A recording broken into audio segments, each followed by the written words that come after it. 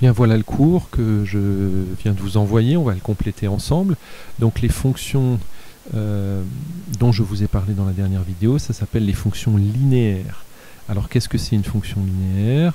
Donc j'ai donné la définition ici.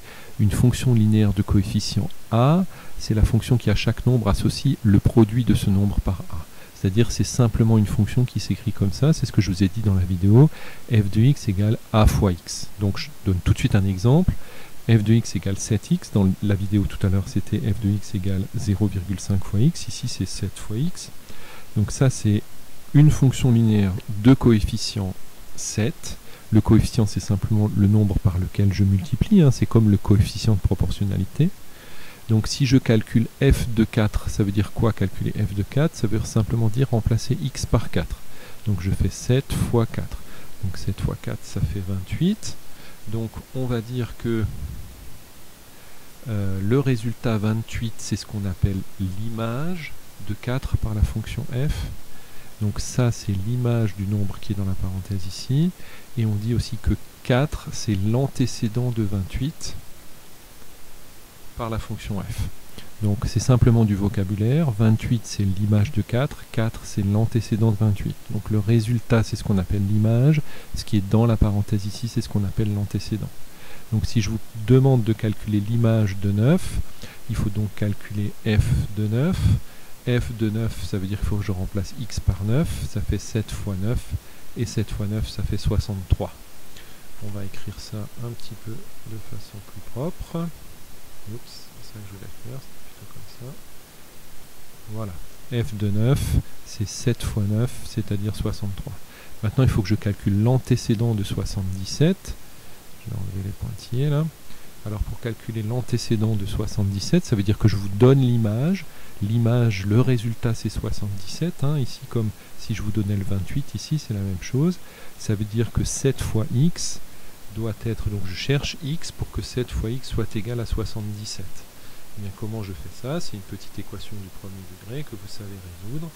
Donc il faut que je divise 77 par 7. Oups, pardon. X doit être égal à 77 sur 7, c'est-à-dire qu'il doit être égal à 11. Donc l'antécédent de 77 par f est 11. 11 est l'antécédent de 77 par la fonction f. Et ici, c'est 63 et l'image de 9 par la fonction f. On va peut-être l'écrire aussi. Je vais mettre le pointillé pour que ce soit plus propre. Donc 63 et l'image de f et l'image de n'importe quoi de 9 par f, par la fonction f, c'est la même chose. Très bien. Alors quelques petites propriétés. Déjà, quelle que soit la fonction linéaire, donc que vous remplaciez 7 par n'importe quel autre nombre, l'image de 0 c'est toujours 0. Parce que quel que soit le nombre que vous allez mettre ici, quand vous le multipliez par 0, le résultat ça fait 0. Et donc la justification ici, donc f de 0, c'est a fois 0, ce qui est égal à 0. Voilà. Et par contre f de 1, donc si je prends la fonction f de x qui est égale à a fois x, hein, je remplace donc x par 1, et a fois 1, et bien ça fait a. Donc l'image de 1, c'est toujours a. Donc ça, ce sont des petites propriétés qu'il est pratique de retenir. Donc le cas particulier, si vous prenez a égale 0, mais ça c'est un cas qui est extrêmement rare, hein, évidemment, si vous prenez a égale 0, bien toutes les images seront égales à 0. C'est ce qu'on appelle une fonction constante. Bien, ce que je vous disais tout à l'heure dans la vidéo, ça c'est important, ça veut dire que quand vous avez une fonction linéaire, donc qui s'écrit comme ça, f de x égale a de x, ça traduit une situation de proportionnalité. Ça veut dire quoi? Ça veut dire que vous pourriez faire ici un tableau. Voilà, bon je vais tracer, tant pis si c'est avec des flèches, c'est pas grave. Donc vous pourriez faire un tableau ici.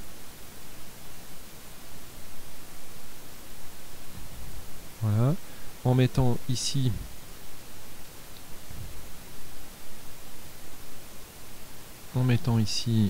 x.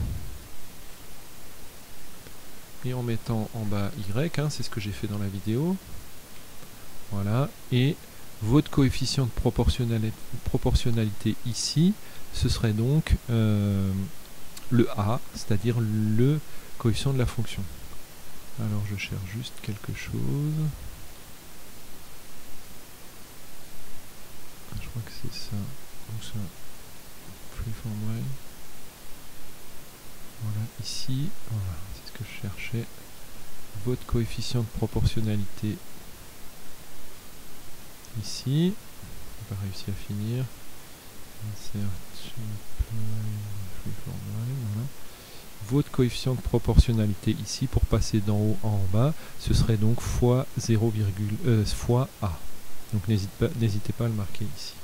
Bon, je peux le marquer aussi. Voilà, hop.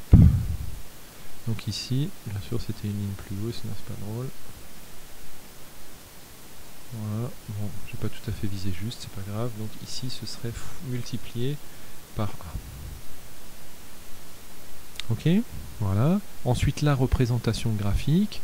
Donc c'est ce que je vous disais dans l'autre vidéo aussi. Dans un repère, la représentation graphique d'une fonction linéaire de coefficient A, c'est toujours une droite, et en plus elle passe toujours par l'origine du repère. Le nombre A est appelé le coefficient directeur de la droite D. Alors on va tracer les fonctions qui correspondent à ces deux fonctions-là. Donc je sais déjà qu'elle passe par l'origine du repère, et il me faut donc un deuxième point. Donc je vais prendre ici x, et je vais calculer son image. Donc par exemple, si je cherche l'image de 5, 1,2 multiplié par 5, ça fait 6. Ça veut dire que la droite, elle passe par le point de coordonnées 5 et 6. Donc elle va passer ici. Autrement dit, la droite que je veux tracer,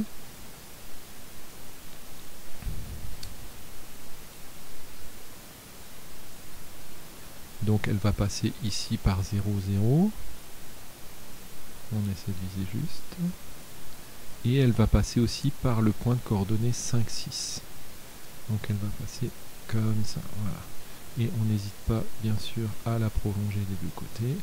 Donc il faut qu'elle passe par 0, 0 et par 5, 6. Là, voilà, ça c'est la représentation graphique de la fonction f. Donc je répète comment j'ai fait, je sais déjà qu'elle passe par 0, 0, et pour le deuxième point, je prends x au hasard. Évidemment, je ne l'ai pas pris tout à fait au hasard, je l'ai pris pour que ça donne quelque chose de simple à tracer, donc j'ai remplacé x par 5, parce que 1,2 fois 5, ça fait 6. Donc je place 5 sur l'axe des abscisses, 6 sur l'axe des ordonnées, ça me donne un deuxième point, et je peux tracer la droite. Je fais pareil pour g, donc pour g, je sais déjà que ça passe par 0, 0, maintenant je prends un autre point. Donc je prends par exemple le point de coordonnées, je sais pas moi, moins 3. Donc si je fais moins 2 fois moins 3, ça fait 6. Ça veut dire que ma droite, elle va passer par le point de coordonnées moins 3 et 6. C'est-à-dire qu'elle va passer par là. Et elle passe aussi par 0, 0, puisque toutes les fonctions linéaires passent par 0, 0. Donc ça va être la droite qui va représenter G. Voilà, il faut qu'elle passe par moins 3, 6 et par 0, 0. Donc on peut écrire ça ici.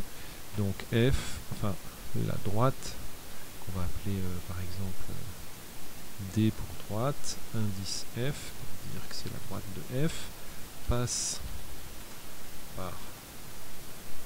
par O et par le point que je vais appeler A de coordonnées. Donc on avait pris 5 et on avait trouvé 6 quand on remplaçait x par 5. Et la droite, donc ça c'est la droite DF, hein, c'est celle-là. Et ensuite la droite DG, elle passe aussi par O, bien sûr, comme toutes les fonctions linéaires, et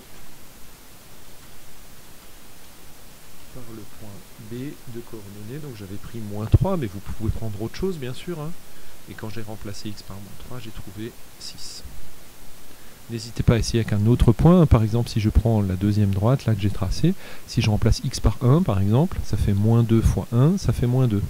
Alors 1 sur l'axe des abscisses et moins 2 sur l'axe des ordonnées. Ça marche. Vous auriez pu prendre 2. 2 fois moins 2, ça fait moins 4. Donc 2 et moins 4, ça marche aussi. D'accord? Donc vous auriez pu prendre n'importe quel point. Il n'est pas utile de prendre le point que moi j'ai choisi. Voilà, pour l'instant, c'est tout ce qu'il y a dans ce cours. Je vous demanderai donc de le compléter et de l'apprendre, bien entendu.